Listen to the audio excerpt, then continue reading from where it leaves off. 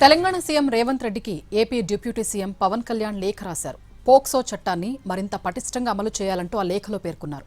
Pawan Kalyan POCSO కేసులకు అత్యధిక ప్రాధాన్యత ఇవ్వాలంటూ కూడా సూచించారు. ఆ లేఖలో చిన్నారుల భద్రత రాజ్యాంగ బాధ్యత అంటూ కూడా పవన్ కళ్యాణ్ చెప్పారు. ఆర్టికల్ 21, 39 ప్రకారం పిల్లల హక్కులు కాపాడాలంటూ కూడా ఆ లేఖలో రాసుకొచ్చారు. పోక్సో కేసుల్లో తక్షణ ఎఫ్ఐఆర్ నమోదు చేయాలని, ప్రాథమిక విచారణ లేకుండానే కేసు నమోదు చేయాలంటూ, కేసుల విచారణకు నిర్దిష్ట కాలపరిమితి విధించాలంటూ కూడా ఆ లేఖలో పేర్కొన్నారు. బెయిల్ను తీవ్రంగా వ్యతిరేకించాలని, బాధితులకు పటిష్ట రక్షణ కల్పించాలని కూడా లేఖలో పేర్కొన్నారు పవన్ కళ్యాణ్.